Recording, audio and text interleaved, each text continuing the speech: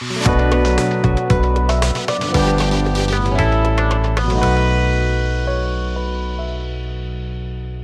की ऊंची उड़ान में आज हम मुलाकात करेंगे Satish Barapatri, Pace IIT and medical के डायरेक्टर से। नमस्कार सर, हमारे महाराष्ट्र टीवी 24 के न्यूज़ स्टूडियो में आपका बहुत बहुत स्वागत है। Thank you ma'am, thank you. Sir, मेरा पहला प्रश्न ये रहेगा आपसे, अधिकांश छात्र कोचिंग में प्रवेश क्यों कर रहे हैं?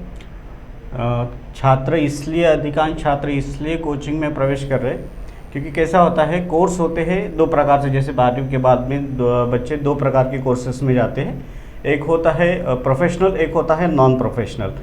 तो अभी कैसा किया है गवर्नमेंट ने, जहाँ पे भी आपको प्रोफेशनल कोर्स में जाना है, जैसे आपको इंजीनियरिंग जाना है, मेडिकल जाना है, या किसी को लॉ की तरफ जाना है, या कोई भी ऐसा प्रोफेशनल कोर्स अगर आपको चुनना है, तो उन्होंने एक एंट्रेंस एग्जाम रखी है। अब इस एंट्रेंस एग्जाम का जो सिलेबस है वो जो कि बोर्ड्स के सिलेबस के काफ़ी अलग होता है। तो उस वजह से क्या होता है कि बच्चों को ये सीखना बहुत आवश्यक हो गया है। अगर बच्चे कोचिंग में अगर नहीं जाएंगे तो उनको स्कूल में ये सारी चीज़ें पढ़ने को तकलीफ हो जाएगी। तो जहाँ पे अभी आजकल देखा होगा आपने कि बहुत सारे बच्चे प्रोफेशनल कोर्स ही करना पसंद करते हैं, तो इस कारणवश बच्चों को कोचिंग में जाना अभी आवश्यक हो ही गया है एक प्रकार से। जैसे कि हम सबको पता है कोविड काल आया था, छात्रों की पढ़ाई पर कोविड का क्या असर हुआ है, क्या लगता है आपको? बहुत बड़ा असर हुआ है कोविड का छात्रों की पढ़ाई के ऊपर। क्या हुआ है कि बच्चे जब 8th 9th में या 7th में जब बच्चे जो कोविड के तरफ पढ़ रहे थे उस वक्त, तो उनका टोटली पूरा जो कोचिंग हुआ वो ऑनलाइन की इसमें हुआ। अब ऑनलाइन में क्या हुआ, जहाँ पे बच्चे 30 या 40 बच्चे एक क्लास में बैठते थे, वहाँ पे ऑनलाइन में इन्होंने 100-200 बच्चे, जितने भी स्कूल के जितने भी बच्चे थे उनको एक ही क्लास में बिठा दिया। तो टीचर्स का उनकी तरफ ध्यान नहीं था, घर में भी बच्चों का ध्यान नहीं। तो इसका असर इतना पड़ा है कि आज के बच्चे थोड़े से वीक हो गए हैं। अभी 11th और 12th में जब बच्चा हमारे पास आ रहे हैं तो उनको हमको कम से कम 15 से 20 दिन या महीना भर उनकी हमको तैयारी करवानी पड़ती है। उनका हमको फाउंडेशन, जो वीक फाउंडेशन है, उनका हमको स्ट्रॉन्ग करना पड़ रहा है अभी। तो बहुत फ़र्क पड़ा है कोविड का इसके ऊपर। क्या 11वीं 12वीं विज्ञान के छात्रों के लिए JEE नीट सीखना आवश्यक है, क्या लगता है आपको? वैसे तो अगर आप सोचेंगे तो जैसे ये तो बहुत ज़्यादा ज़रूरी हो गया है, क्योंकि कैसा है, कॉम्पिटिशन्स तो बहुत ज़्यादा बढ़ी हुई है। प्लेन साइंस में अगर हम लोग जाएंगे तो हमारे पास ऑप्शंस बहुत कम बच जाते हैं। इसलिए बच्चे अभी कैसा कर रहे हैं कि उनको अभी जैसे JEE करते हैं तो बच्चा इंजीनियरिंग करेगा, नीट करेगा तो मेडिकल की तरफ जाएगा। अगर ये बच्चा अभी नहीं करता है तो कल जाके कंपटीशन में वो एकदम से पीछे रह जाएगा। दूसरी बात ऐसी है कि एंट्रेंस एग्ज़ाम अगर वो देता है तो डेफिनेटली उसको इंजीनियरिंग या मेडिकल की तरफ उसको जाने को मिलेगा, नहीं तो वो प्लेन साइंस करेगा। और प्लेन साइंस में ऑप्शंस कम हैं, JEE नीट में ऑप्शंस बहुत ज़्यादा है। बच्चों को अच्छे इंजीनियरिंग कॉलेज में एडमिशन मिलेगा तो उनका जो करियर का जो सेटअप होता है वो जल्दी से जल्दी होगा और अच्छा होगा प्लेन साइंस से। आपके मुताबिक क्या लगता है आपको, JEE या नीट में से छात्र क्या चुने? दोनों में चुनने के दो अलग अलग तरीके हैं। जैसे मान के चलिए कि अगर डिफ़िकल्टी लेवल, अगर बच्चों को ऐसा लगता है कि मेरी डिफ़िकल्टी लेवल के हिसाब से अगर सोचा जाए तो बच्चे को JEE का जो पेपर होता है थोड़ा सा डिफ़िकल्ट होता है, क्योंकि उसमें कॉन्सेप्चुअली आपको ज़्यादा पढ़ना होता है, उसकी डेप्थ ज़्यादा आपको कवर अप करनी पड़ती है। तो JEE की डिफ़िकल्टी लेवल आपको ये ज़्यादा मिलेगी। दूसरा ऑप्शन ऐसा है कि फिर नीट, फिर हम लोग चुने क्या, तो नीट में एक दिक्कत है कि नीट में कॉम्पिटिशन्स बहुत ज़्यादा है। मतलब अगर हम लोग देखेंगे तो गवर्नमेंट कॉलेजेस में अगर देखेंगे तो नीट के मुताबिक गवर्नमेंट कॉलेजेस की कमी बहुत है। और बच्चा अगर प्राइवेट की तरफ अगर जाना चाहेगा तो प्राइवेट में कम से कम उसकी फ़ीस जो होगी वो 10 लाख के आसपास होगी, 10 से 15 लाख उसको फ़ीस देनी पड़ेगी। वही JEE में ऑप्शंस उसको बहुत ज़्यादा मिलेंगे और नीट में ऑप्शंस उसको कम मिलेंगे। तो ये डिफ़िकल्टी लेवल या कंपटीशन लेवल के अनुसार दोनों का चयन आपको अलग अलग करना पड़ता है। क्या लगता है आपको, इतने सालों से आप इस शिक्षा क्षेत्र में कार्यरत हैं, JEE IIT का रिजल्ट इतना कम क्यों होता है? कैसा है मैडम कि ये जो परीक्षा है ये हम लोग बोलेंगे it is the toughest exam of India, मतलब इस देश की सबसे एग्ज़ाम है, मतलब जो बच्चे 12वीं करने के बाद में एक ऐसी एग्ज़ाम को चुन रहे हैं जो इस देश की सबसे कठिन एग्ज़ाम है, लेकिन वो देना इसलिए भी चाह रहे हैं कि बच्चे को आईआईटी में एडमिशन्स के लिए जाना पड़ रहा है और जाने की इच्छा रखता है वो। और आईआईटी ये ऐसा इंस्टीट्यूशन है, इससे अच्छा इंस्टीट्यूशन टेक्नोलॉजी में पूरे अपने देश में आपको नहीं मिलेगा। जिस भी बच्चे को आईआईटी में एडमिशन्स अगर मिल जाता है तो उसका मतलब उसकी जो आगे की जो लाइफ होती है, जो उसका आगे का जो रिसर्च होता है वो एकदम से आसान हो जाता है, इसलिए ज़्यादा से ज़्यादा बच्चे उसमें जाना चाहते हैं। बट कैसा होता है कि सबके सब बच्चे जब जाएंगे तो डेफिनेटली उसका रिजल्ट तो कम ही आएगा, क्योंकि नंबर ऑफ सीट्स कम है। बराबर 15 लाख बच्चे बैठते हैं और 15,000 सीट से, तो उसका तो रिजल्ट आपको 1% ही मिलेगा। बट ऐसा है कि जिस भी बच्चे को आईआईटी में एडमिशन्स मिलेगा उसका करियर ऑटोमेटिकली 4 साल में बन जाएगा। तो क्या कहा जा सकता है ऐसे छात्रों के लिए नीट जेईई के अलावा और कोई विकल्प उनके लिए है? बिल्कुल है, ऐसा ज़रूरी नहीं है कि कैसा सिलेबस तो उसने एक ही पढ़ना है जो 11th-12th में जो होता है, और उस एक सिलेबस से वो जेडब्ल्यू और नीट की एग्ज़ाम तो दे रहा है। बट अगर बच्चों को ऐसा लगता है कि नहीं मुझे इंजीनियरिंग नहीं करना, मुझे मेडिकल में नहीं जाना, तो उसके पास में और कई विकल्प है। जैसे बच्चे को रिसर्च में जाना चाहता है, काफ़ी लोगों को पता नहीं है। हाँ, जो काफ़ी लोगों को नहीं पता है। अभी जैसे अपने ही देश में देखिए कि नाइजर जैसी इंस्टीट्यूशन है जो मिनिस्ट्री ऑफ एटॉमिक एनर्जी के अंडर चलती है, वो गवर्नमेंट का ही एक पार्ट है जिसमें बच्चों को एडमिशन्स देने के लिए बहुत मतलब उसके सीट्स भी काफ़ी कम है, लेकिन उसमें कैसा है कि उसमें रिसर्च का एक बहुत बड़ा ऑप्शन है। साथ में बच्चा चाहे तो आइजर जैसी इंस्टीट्यूशन में जा सकता है, वहाँ पे भी रिसर्च है। मतलब ऐसे बहुत सारे इंस्टीट्यूशन, ऐसा ज़रूरी नहीं है। बट ऐसा है कि आपको अगर पढ़ना है तो आपको ये एंट्रेंस की तैयारी करनी पड़ेगी, क्योंकि सिलेबस सभी एंट्रेंस का एक ही प्रकार से होता है। बस बच्चों को अभी पता है कि सिर्फ जेडब्ल्यू और नीट ही नाम पता है, इस वजह से नहीं तो आपको पढ़ाई वही करेंगे, लेकिन एग्जाम्स आपकी बहुत सारी प्रकार के हो जाएंगे। स्टेट या सीबीएसई के चयन पर एंट्रेंस टेस्ट पर क्या असर होता है, क्या लगता है आपको? जैसे हमारे बच्चों के मन में एक बहुत कन्फ्यूजन है कि जैसे मुझे कोई एंट्रेंस के लिए तैयारी करनी है, जेडब्ल्यू करना है या नीट करना है, तो मैंने क्या लेना चाहिए? मैंने स्टेट बोर्ड में जाना चाहिए कि मैंने सीबीएसई में जाना चाहिए? तो बहुत सारे बच्चे सोचते हैं कि सीबीएसई का ही सिलेबस है, एंट्रेंस में भी एक ही है, तो मैंने सीबीएसई जाना चाहिए। कुछ बच्चे ऐसे सोचते हैं कि नहीं, स्टेट बोर्ड में जाएंगे तो मुझे ज़्यादा आसान होगा। ऐसा नहीं है। एक्चुअल में सिलेबस दोनों का अगर देखोगे, अगर दोनों बुक्स अगर आपने ऐसे खोल के अगर देख ले तो आपको पता चलेगा कि 11th और 12th का जो सिलेबस है वो स्टेट और सीबीएसई का पूरा सिलेबस आपको सेम ही मिलेगा, दोनों में कोई अंतर नहीं है। बस थोड़ी सी सीबीएसई की डेप्थ थोड़ी सी ज़्यादा होती है। बट कैसा होता है कि अगर स्टेट को अगर हम लोग चुनते हैं तो स्टेट में आपको इंटरनल मार्क्स ज़्यादा मिलेंगे, सीबीएसई में इंटरनल मार्क्स कम होते हैं। तो ये हमारे ऊपर डिपेंड करता है कि हमने स्टेट चुनना चाहिए कि सीबीएसई चुनना चाहिए। दूसरी बात ऐसी है कि चुनते वक्त हमको ये भी ध्यान रखना है कि इसका महत्व आगे जाके उसके परसेंटेज पे भी नहीं आना चाहिए। तो अगर बच्चा अगर स्टेट में अगर है तो नॉर्मली सब बच्चे स्टेट में ही जाते हैं, बट सीबीएसई बच्चा चाहे तो स्टेट में आ सकता है ताकि उसको इंटरनल मार्क्स का भी बेनिफिट मिलता है और बाकी भी चीज़ों का भी बेनिफिट मिलता है। जेईई नीट के लिए बोर्ड का क्या महत्व है और किस तरह से बोर्ड का पढ़ाई का उपयोग वो इसमें कर सकता है? देखिए, बोर्ड्स मतलब सिलेबस, कंटेंट आपको अगर देखेंगे तो कंटेंट जो सीबीएसई के कंटेंट है वही जेडब्ल्यू और नीट के कंटेंट है। बस थोड़ा सा एक माइनर थोड़ा बहुत आपको फर्क मिलेगा, लेकिन उसका बोर्ड्स का महत्व नीट में इतना नहीं है, लेकिन जेडब्ल्यू इसका बहुत ज़्यादा महत्व है। क्योंकि क्या होता है कि जेडब्ल्यू की जो पहली एग्ज़ाम होती है मेंस, जिसके थ्रू बच्चे एनआईटी या ट्रिपल आईटी ऐसी कॉलेजेस में जाते हैं, तो वहाँ पे उनका बोर्ड्स में उनको कम से कम 75%, कम से कम 75% उनका कंपलसरी है। अगर नहीं आया तो उसका मेंस के रैंक की कोई वैल्यू नहीं रहेगी। वही मेंस के बाद में जब बच्चा एडवांस के लिए जाता है तो एडवांस में भी ज़रूरी है कि उस बच्चे ने जिस बोर्ड से उसने एग्ज़ाम दिया है उस बोर्ड के पहले 20% में उसने आना चाहिए। ये आईआईटी के नॉर्म्स में है। मतलब अगर बच्चे ने ऑल इंडिया रैंक अच्छी भी कर लिया मेन और एडवांस में, लेकिन अगर बोर्ड्स में अगर वो अच्छा नहीं करेगा तो उसको कहीं भी एडमिशन नहीं मिलेगी। तो बहुत ज़रूरी है वो भी। राष्ट्रीय या राज्य इंजीनियरिंग कॉलेज क्या है, क्या बताएं? हाँ, national college and state engineering colleges.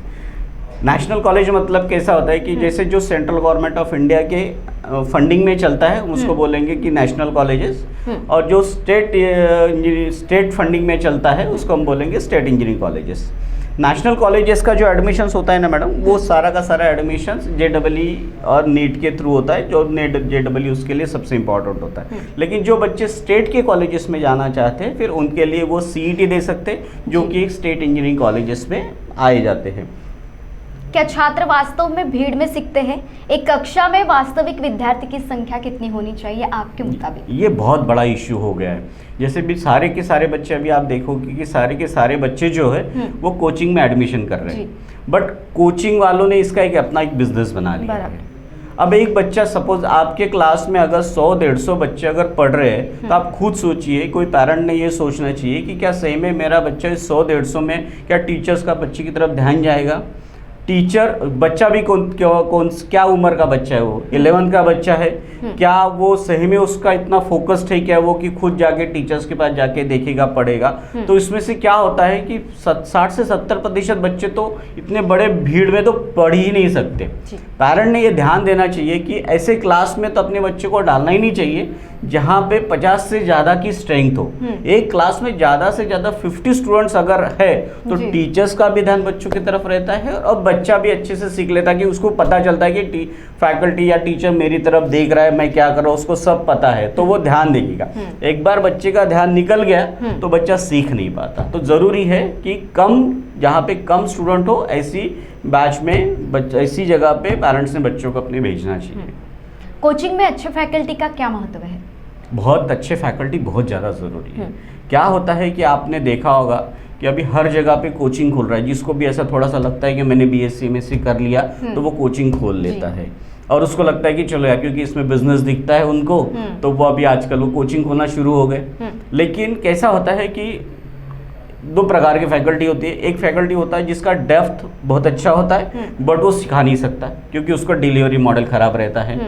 एक वो रहता है कि जो आपने बहुत बार यूट्यूब पे भी देखा होगा कि ऐसे बहुत सारे लोग हैं जो अट्रैक्ट बहुत कर लेते हैं, बट वो क्या पढ़ा रहे हैं उनको खुद को भी समझ में नहीं आता, सब उल्टी सीधी चीज़ें पढ़ा लेते हैं। तो कैसा है, अच्छा फैकल्टी 2 तरीके से माना जाता है। एक, उसकी डेप्थ अच्छी होनी चाहिए, और दूसरा उसका डिलीवरी मॉडल अच्छा होना चाहिए। मतलब वो जब पढ़ाता है तब बच्चों को वो सारी चीज़ें समझ में आती है कि नहीं आती है, बच्चों के सामने बच्चे को देख के, स्टूडेंट्स को देख के वो एनालाइज करता है, उसको पता होता है बच्चे को देख के, नहीं मैंने हायर लेवल पढ़ा दिया, अब मुझे थोड़ा सा नीचे आना क्योंकि बच्चे को समझ में नहीं आ रहा है। हमारे पेस में ऐसी होता है कि हमारा जो मॉडल है, उस मॉडल में हम तो एक तो हमारा IITians का स्टूडेंट बहुत ज़रूरी है फैकल्टीज, साथ साथ में डिलीवरी उसकी सबसे पहले चेक की जाती है। सबसे पहले उसका कम्युनिकेशन स्किल चेक किया जाता है, उसका एनालिसिस चेक किया जाता है कि बच्चों के प्रति उसका कैसा इंटरेक्शन है, वो सारी चीज़ चेक की जाती है। इसलिए फैकल्टी तो बहुत, अगर फैकल्टी अगर अच्छा नहीं है, मतलब उसका डिलीवरी अच्छा नहीं है तो भी खराब है, और उसकी डेप्थ अच्छी नहीं है तो भी खराब है,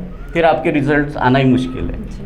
शिक्षकों के बार बार बदलने का छात्रों पर असर पड़ता है क्या, और पड़ता है तो किस प्रकार का असर पड़ता है? बहुत ही, अभी बहुत सारे इंस्टीट्यूशन, ये बहुत बड़ा प्रॉब्लम क्रिएट हो गया है।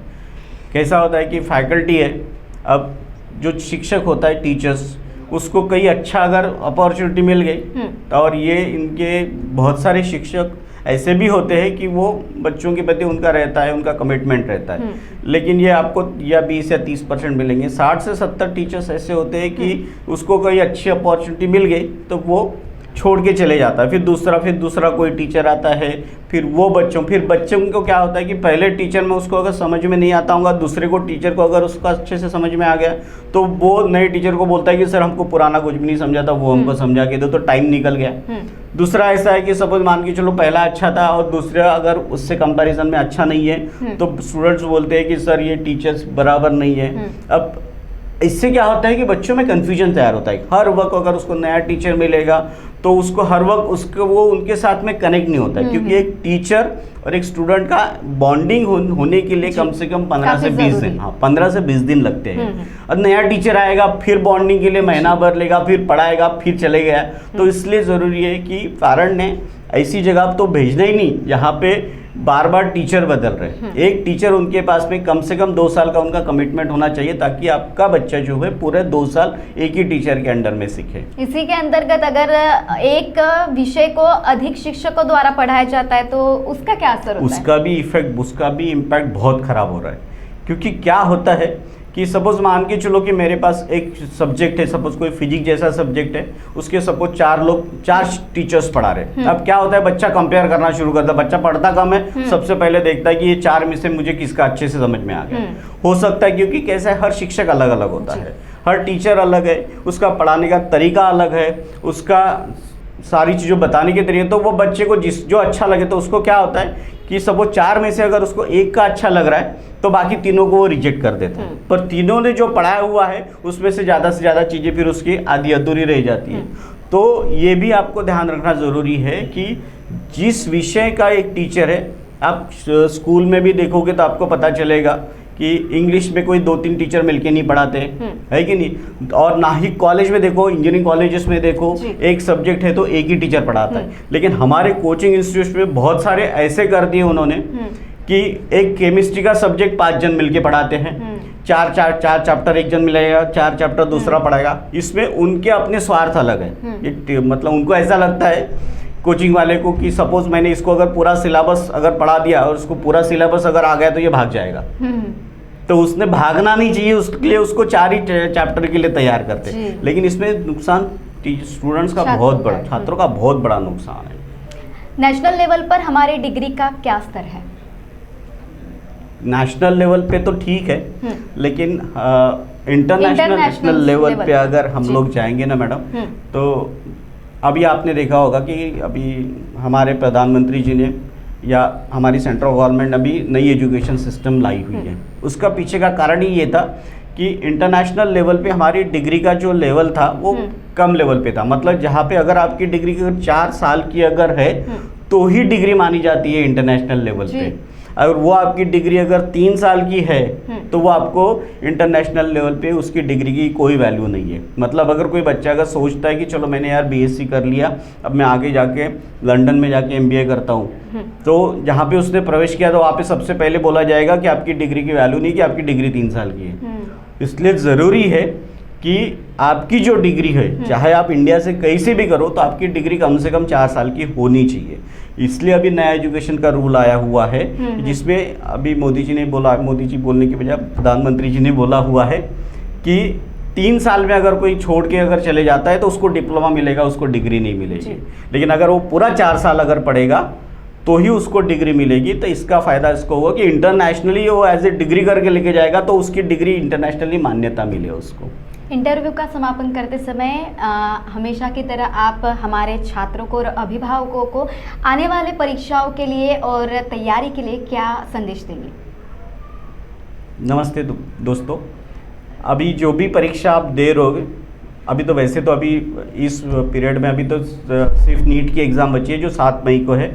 मैं सभी बच्चों को ये करता हूँ कि आप अच्छे से पढ़ाई करें और ज़्यादा से ज़्यादा ये कोशिश करें पुराने पेपर्स छुड़ाने की अभी कोशिश करें, जितना टेस्ट सीरीज़ दो उतना अच्छा। और मैं पेस की तरफ से भी आपको शुभकामनाएं देता हूँ। पेस का ये इस बार का पहला बैच मैं खुद शुरू कर रहा हूँ, बट बोलने के लिए पहला बैच है, बट ये 25 साल से हम लोग मुंबई के जो हमारा हेड ऑफिस है उसके नॉर्म्स के अंडर में हम लोग चला रहे हैं। फैकल्टीज़ भी हमको वहीं से प्रोवाइड की जा रही है, सब स्टडी मटेरियल भी वहीं से प्रोवाइड किया जा रहा है। इंस्टीट्यूशन का पूरा जो मॉडल है वो पूरा का पूरा मॉडल पेस ने अपने अंडर में लिया हुआ है और उनके मॉडल के हिसाब से हम लोग चला रहे हैं। तो डेफिनेटली आपका भी अच्छा होगा और आपके रिलेटेड जो बच्चे भी हमारे पास में आएंगे उनका भी रिजल्ट पेस के अनुसार ही होगा, जो कि कम से कम 20 से 25% हमेशा की तरह होता है और इस बार भी रहेगा। नमस्ते। शिक्षा की ऊंची उड़ान में हमारे साथ थे पेस IIT एंड मेडिकल के डायरेक्टर सतीश बारापात्रे जी। शिक्षा की ऊंची उड़ान में और भी नए व्यक्तित्व से मिलते रहेंगे, तब तक देखते रहिए महाराष्ट्र TV 24। नमस्कार।